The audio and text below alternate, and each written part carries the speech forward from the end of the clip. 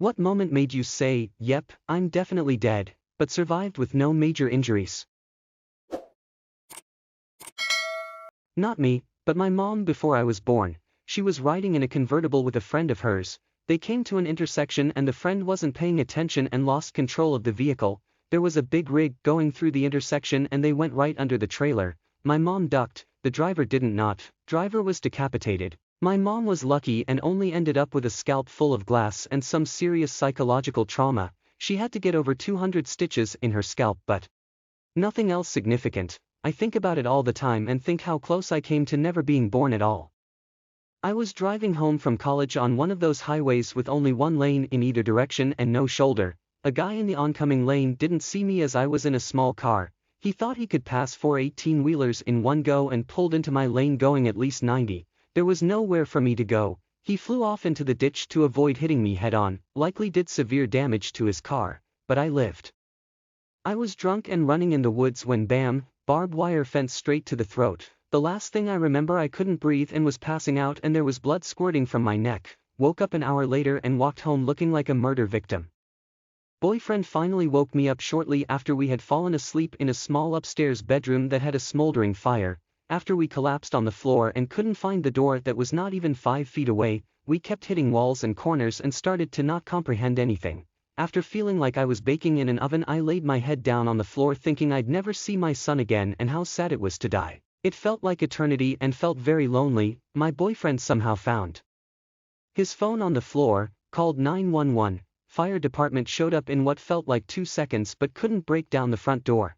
They shined the flashlight up to window so he could kick out the AC unit, which he did. They finally came upstairs and we crawled to them and they took us straight to the burn unit since they didn't know what shape we were in. I'm pretty sure the entire hospital toured through our room since they've never seen anyone make it out and look the way we did. I ate one of those Brock's oval-shaped hard candies, think they were called Sparklets, at home alone when I was 6, got stuck in my throat. I stood there in shock for a few seconds as I started to realize I couldn't breathe. I ran crazily around the room and ended up colliding hard into the back of the couch, which caused the candy to go flying out. Best accidental Heimlich ever.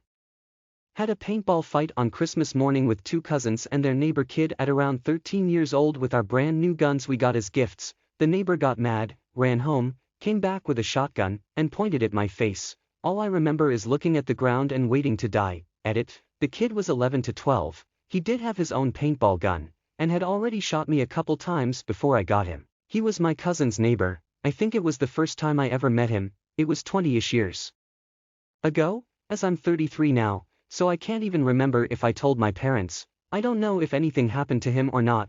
I'll ask my cousin. Edit 2. Cousin said we never told parents. Maybe we were scared of retaliation. I know I never touched that paintball gun again though.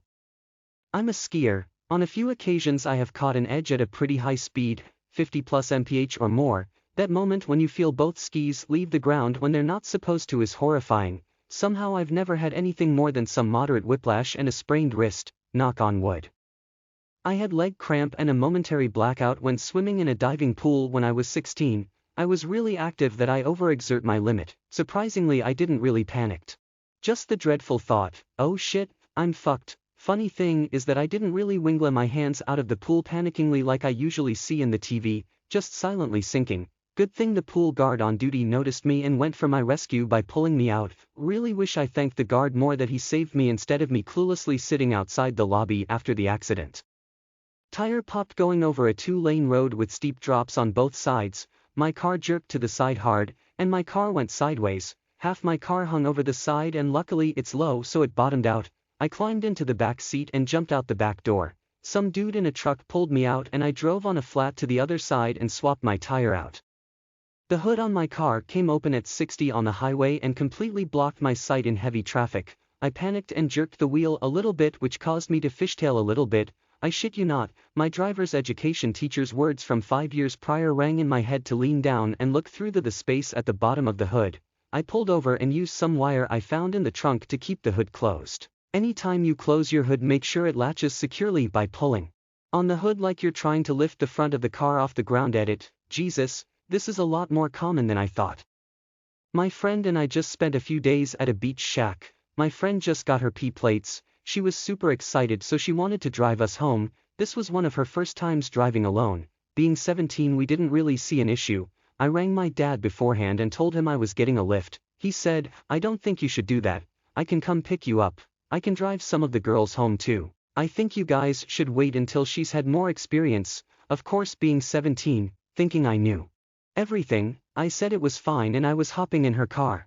We were on our way home, playing music and chatting. There were 5 17-year-olds in this car. I was sitting behind the driver's seat. My friend pulls out onto a 2-1 expressway, from a country road, like an intersection. We notice she's turned the wrong way and tell her to make a U-turn. She pulls to the side and decides to go for it, through 2 lanes. She didn't check her mirrors properly and a large truck was coming up behind us.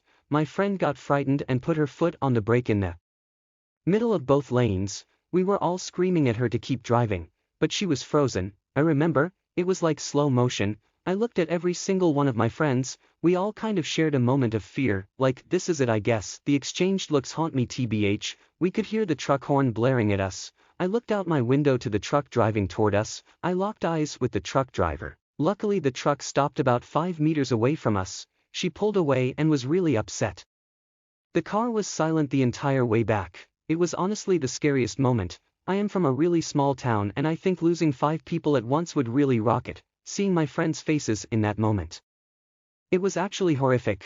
I did have a moment of okay, here comes the truck. It was oddly peaceful. After that day I have a real understanding that I'm mortal and can go at any minute. Oh, and to trust my dad. Edit, I never told my dad. I was too scared. Also my friends and I never spoke of the incident again.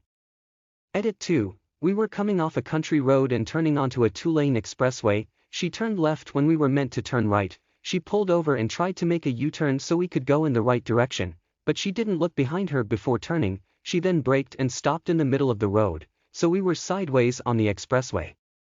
Oh, I actually have a story that fits.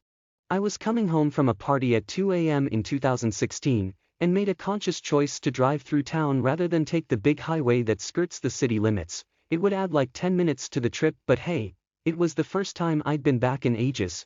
That decision literally almost killed me. Not even 5 minutes after that, the 3-lane highway, really just a wide road, passed in front of a mall. And there was a signal light there. Well, some drunk idiot decided to turn right into the mall from the far left lane, and I was in the middle lane. I had absolutely no time to stop, so I slammed into the side of his car at 65 miles per hour. I remembered yelling "SHITTT" and trying to keep control of the wheels to get the car off the road onto the grass before I blacked out for a few minutes. The airbag and the seatbelt combined had fractured my sternum, which took the air out of my lungs and made me faint, I guess. But it didn't feel like I woke up, more so like my vision came back into focus and I was aware.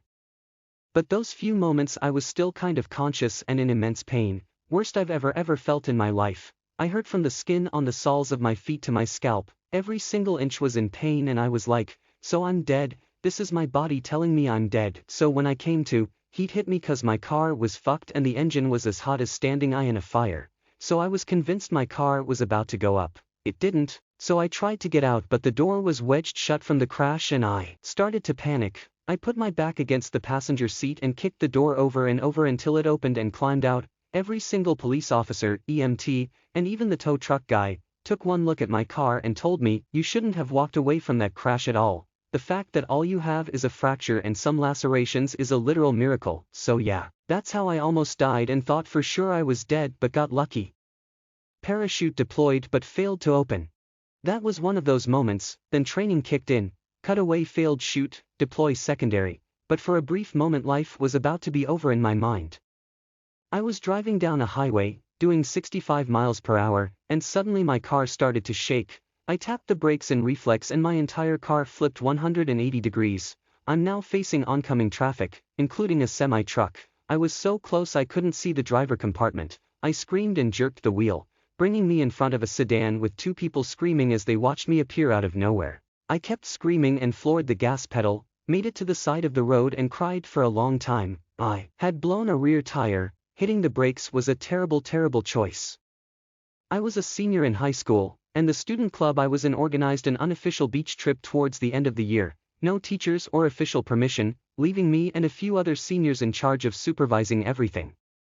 After a couple hours worth of fun, one of the other students came running up to me and said that 3 of the younger members of the club had been swept out by a riptide and couldn't get back towards the shore. Me and 2 other of the older students, all experienced swimmers, immediately went to go help them. My friends got 2 of the 3 kids in trouble and started guiding them parallel to the shore to get them out of the current. But the guy I went for was panicking, barely staying above the water, and started dragging me down with him almost immediately.